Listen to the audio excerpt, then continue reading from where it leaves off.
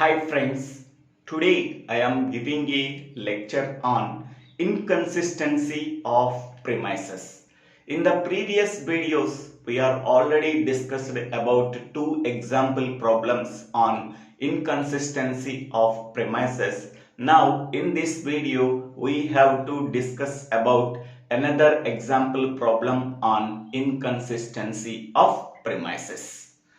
Now see this one, this is the given statements. First of all, from that given statements, we have to represent the given statements in symbolic form. Then we are getting the premises. Once we are getting the premises, then we can say that whether the given premises are consistent or not by deriving the contradiction. Okay, this is the procedure we have to follow for proving that the given premises are inconsistent. Okay, so these are the given statements. If Jock misses many classes through illness, then he fails high school. If Jock fails high school, then he is uneducated. If Jock reads a lot of books, then he is not uneducated. Jock misses many classes through illness and reads a lot of books. Okay, first of all, we have to identify the unique statements in that given problem. Okay, so let us indicate the statements as follows. So, Jock misses many classes through illness. This is one unique statement. Jock misses many classes through illness.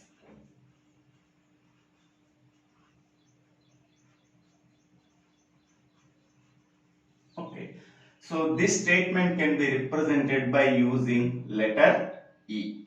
Okay, next statement, he fails high school. Jock fails high school. This is the unique statement.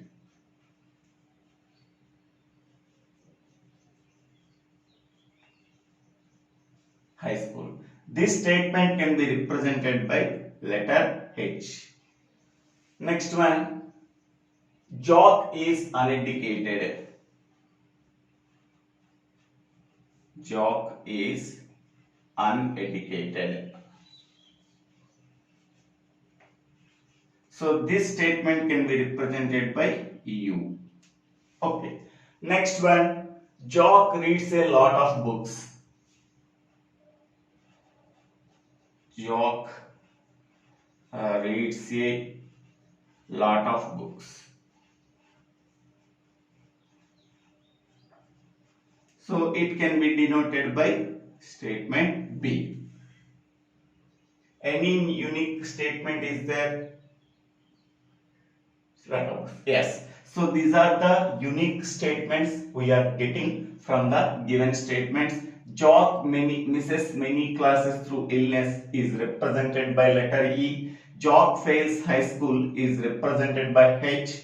Jock is uneducated is represented by U. Jock reads a lot of books is represented by B. Okay. Now, from the above four statements,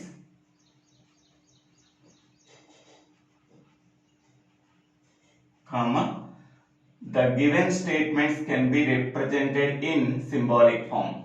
The given statements can be represented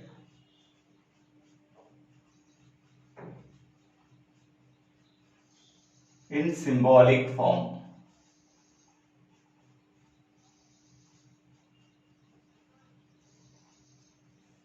Therefore, we are getting premises. Therefore, we are getting premises.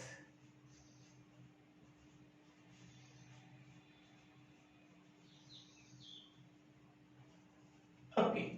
Now, how we are writing the premises? First one, if Jock misses many classes through illness, then he fails high school. Okay, here Jock misses many classes is one statement. He fails high school is another statement. These two statements are connected by using if-then connective. Okay, Jock misses many classes through illness is represented by letter E. Next, he fails high school is represented by H.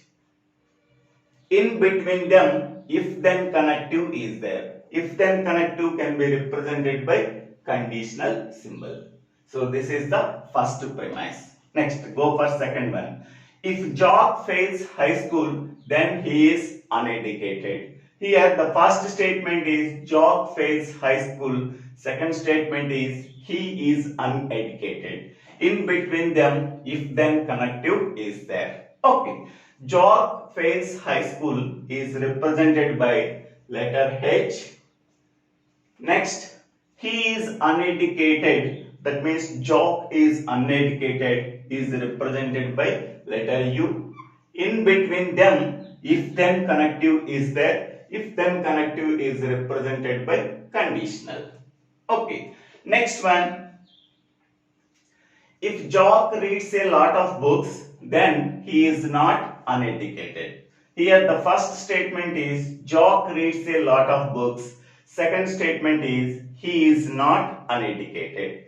Okay, in between them, if then connective is there. So that Jock reads a lot of books is represented by letter B. Next, he is not uneducated. Okay.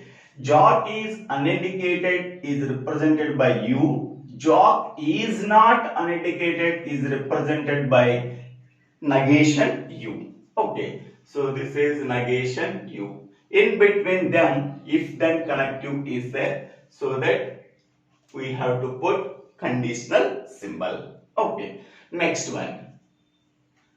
Jock misses many classes through illness and reads a lot of books. Okay, here Jock misses many classes through illness is the first statement.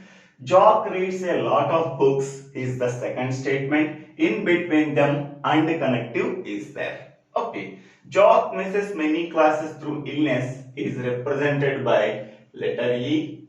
Next, Jock reads a lot of books is represented by B. In between them, what is the connective is there? That is the and connective. Okay, by using these statements, okay, we have to represent these given statements in symbolic form. Then we are getting the premises. Now we have to prove that these premises are said to be inconsistent whenever they derive a contradiction. Okay, so now first I am taking this premise. This premise is introduced into the derivation using a rule P. So by using a rule P, so the first premise E conditional H is introduced into the derivation. Okay. Next this premise is introduced into the derivation by using rule P. I am taking second premise. So that is the second step is introduced into the derivation by using rule P. So this is a rule P. So from that two premises in the first step and second step, when we are getting any new premise, yes, we are getting new premise by using rule T applied on which steps? 1 and 2 steps. And which implication rule I am using? That is I13 rule I am using. What is I13 rule? So P conditional Q, Q conditional R, so implies P conditional R.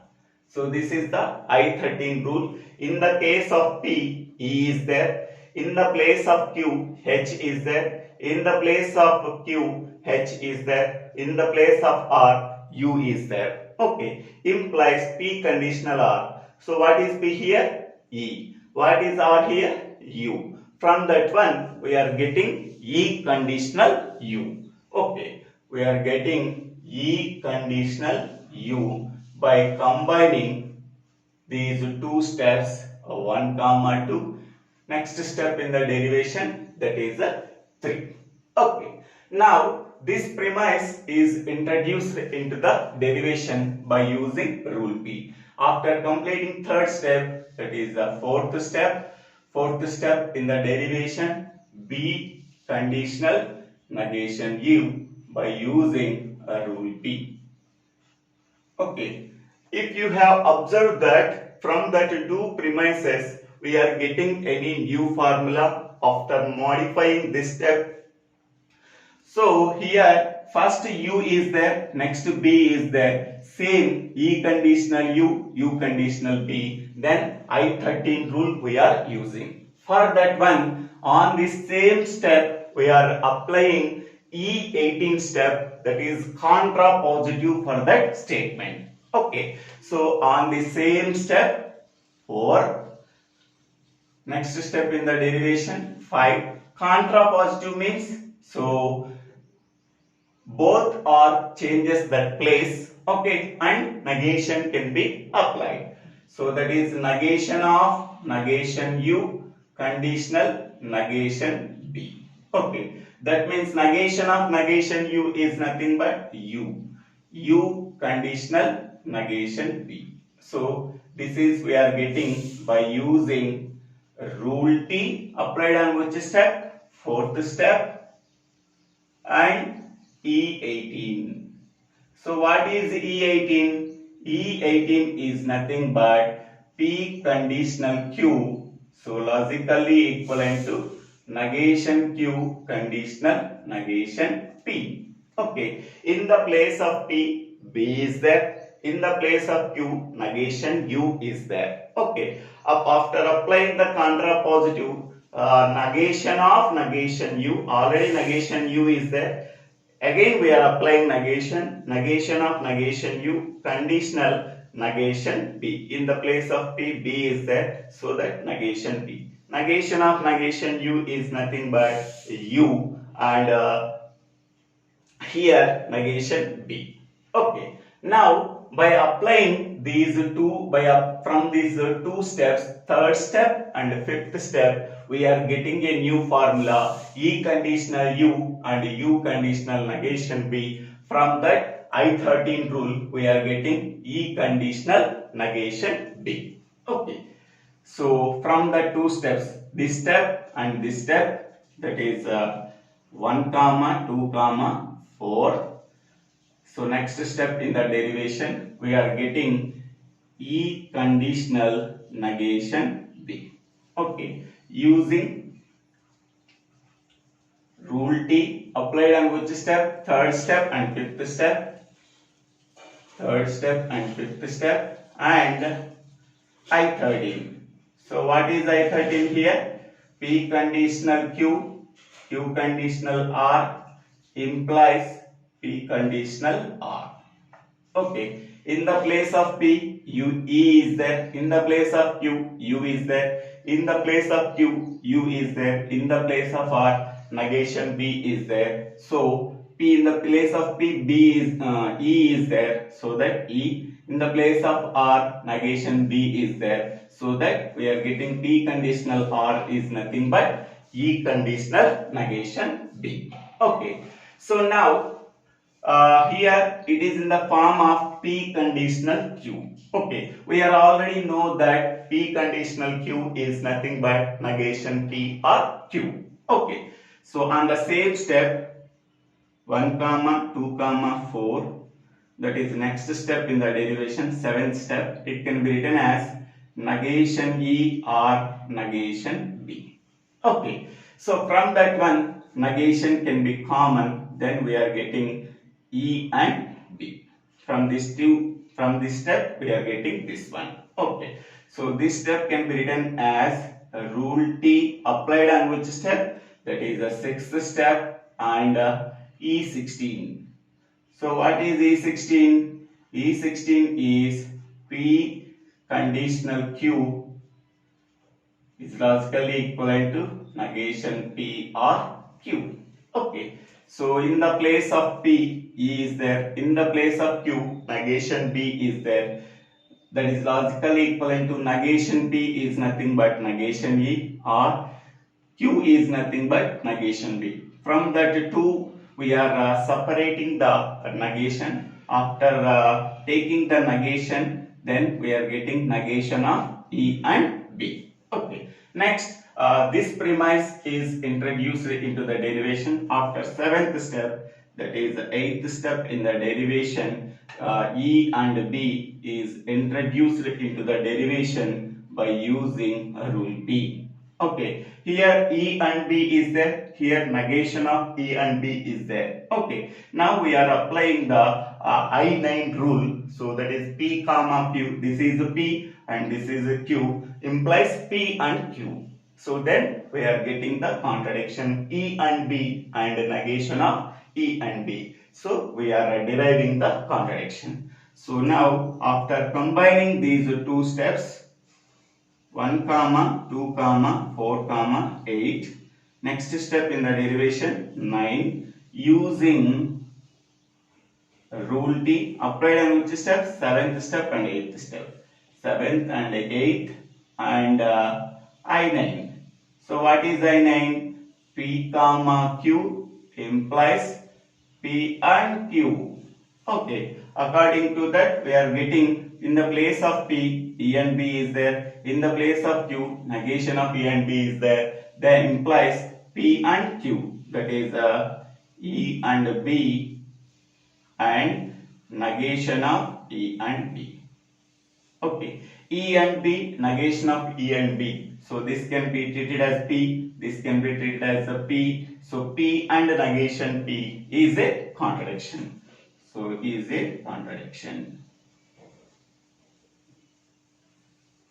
Okay, so now these premises derives a contradiction. Hence, we can say that these premises are said to be inconsistent. Therefore, the above premises